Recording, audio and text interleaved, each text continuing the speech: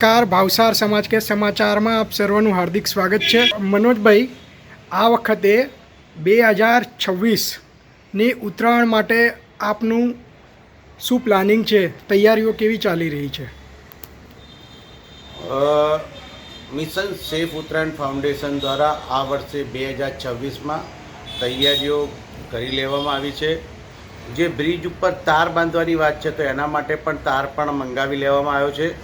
એ ટૂંક સમયમાં આપણી પાસે પહોંચી જશે અને 26મી ડિસેમ્બરથી આપણે બ્રિજ ઉપર તાર બાંધવાની કામગીરી છે તે શરૂ કરીશું અને આગામી 10 દિવસ સુધી ચાલશે। એટલે કે 5 જાન્યુઆરી 6 જાન્યુઆરી સુધી આ કામગીરી ચાલશે। બીજી વસ્તુ કે જે યુ શેપની જે સળિયા છે જે ટુ વ્હીલર પર લગાવવામાં આવી રહ્યા છે તેનું પણ ડિસ્ટ્રીબ્યુશન કરવામાં આવશે। તે પણ અલગ અલગ જગ્યાએ જે પોઈન્ટ નક્કી છે ત્યાં આગળ એનું ડિસ્ટ્રીબ્યુશન થશે અને આખી આ જે કાર્યવાહી છે અમારો એક જ ધ્યેય હતો કે mission safe Uttarayan, mission happy Uttarayan, જેથી કરીને કોઈકનો લાડકવાયો ના છીનવાય કે કોઈકના ઘરનો આધાર ના છીનવાય। મનોજભાઈ, આપ સ્વતંત્ર રીતે આ કાર્ય કરો છો। આ વખતે મ્યુનિસિપલ કોર્પોરેશન અને ગુજરાત સરકાર તરફથી શું સહયોગ આપવામાં આવી રહ્યો છે આપને? માને ગુજરાત ગવર્મેન્ટ તરફથી પણ કોઈ સહયોગ નથી આપવામાં આવી રહ્યો કે નથી કોર્પોરેશન દ્વારા આપવામાં આવી રહ્યો। કોર્પોરેશનમાંથી જરૂરી જે મંજૂરી મેળવવાની હોય છે તે મને મંજૂરી મળી ગઈ છે અને સંભવતા હશે તો હાઇડ્રોલિકની પણ વ્યવસ્થા થશે તો તેઓ લોકો મને આપશે, પણ હજુ સુધી કંઈ ફાઇનલ થયું નથી। આટલા વર્ષથી આપ સતત લગભગ 18 વર્ષથી આ કાર્ય કરી રહ્યા છો। મ્યુનિસિપલ કોર્પોરેશન તરફથી અત્યાર સુધીમાં શું સહયોગ આપવામાં આવ્યો?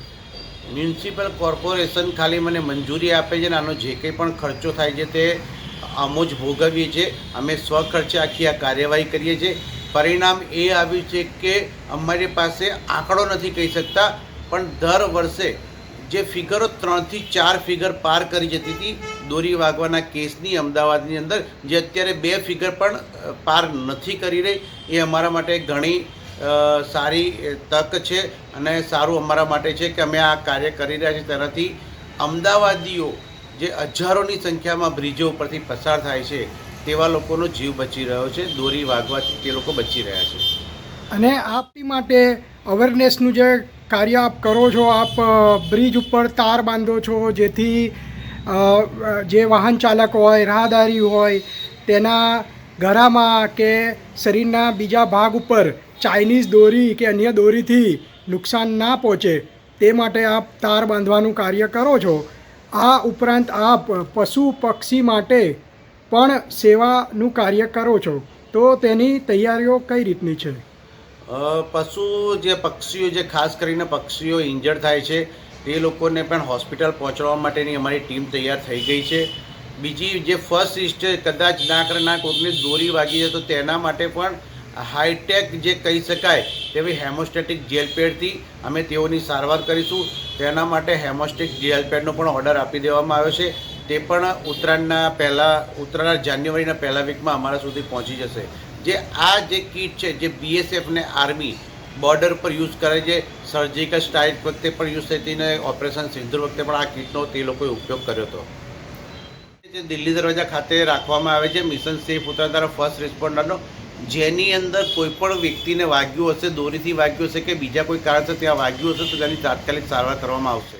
ગુજરાતની જનતાને આ ઉત્તરાયણ ગુજરાત માટે ખૂબ લોકપ્રિય છે। ખાસ કરીને અમદાવાદ, સુરત જેવા શહેરમાં મોટી સંખ્યામાં પતંગ લોકો ઉડાવે છે અને અન્ય પતંગ તો શોખની વસ્તુ છે, બરાબર છે, પણ એના કારણે અન્ય સેફટીની જે મુસીબત ઊભી થાય છે, સલામતી અંગે, રોડ સલામતી અને અન્ય પ્રશ્ન ઊભા થાય છે, તો આપ યુવાઓને અને અન્ય નાગરિકોને આ માટે સમાજને શું સંદેશ આપવા માંગો છો?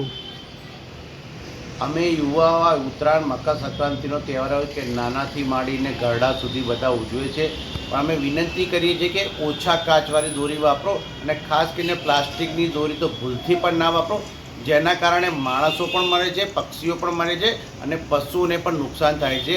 પરિણામે કુદરતની સામે આપણે એક ખતરો ઊભો કરી રહ્યા છે, જે ના કરો। પક્ષીઓ છે તે ઇન્જર થવાનો મુખ્ય સમય વધુમાં વધુ કયો સમયે એ ઇન્જર થાય છે? પીક સમય કયો છે આપ જણાવી? ચગાવવાની જે આપણે કહીએ છીએ પતંગ ચગાવો અમે ના નથી પાડતા, પણ જ્યારે સવારે પક્ષીઓ માળામાંથી નીકળીને ચણ લેવા જાય છે અને સાંજે તેઓ પાછા ફરતો સવારે 9 વાગ્યા પહેલાં પતંગ ના ચગાવવા જોઈએ અને સાંજે 6 વાગ્યા પછી પતંગ ના ચગાવવા જોઈએ. જે ચાઇનીઝ દોરીનો વેપાર ખુલ્લેઆમ થઈ રહ્યો છે ઘણી જગ્યાએ, બ્લેકમાં ચાઇનીઝ દોરી વેચાય છે, સરકારશ્રી પણ એ માટે સજાગ છે અને કાર્યવાહી દર વખતે કરે છે, છતાં પણ ઘણી જગ્યાએ એ વેપાર ચાલે છે. તો આ અંગે આપનું શું કહેવું છે અને સમાજની જાગૃતિ આવે આ માટે આપ શું સંદેશ આપવા માંગશો?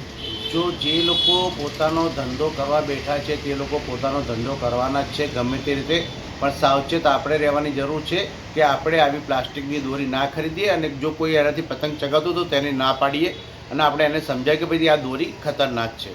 આ સિવાય આપ સમાજને શું સંદેશ આપવા માંગો છો? બધાને એટલું જ કહેવા માગીશ કે તમે પણ સેફ રહો અને તમારા પરિવારને પણ સેફ રાખો, અને પક્ષીઓ જે ઉડી રહ્યા છે ગગનમાં તે લોકોને પણ સેફ રાખવા માટે ચાઇનીઝ દોરીનો ઉપયોગ ના કરો અને ઓછા કાચવાળી દોરીનો ઉપયોગ કરો. સવારે અને સાંજે પતંગ ના. શ્રી મનોજભાઈ નંદાલભાઈ ભાવસાર, જેઓ 18 વર્ષથી આપણા જે અમદાવાદના જે ઓવરબ્રિજ છે તેના ઉપર તાર બાંધવાનું કાર્ય કરે છે અને 365 દિવસ 108ના સેવા આપે છે.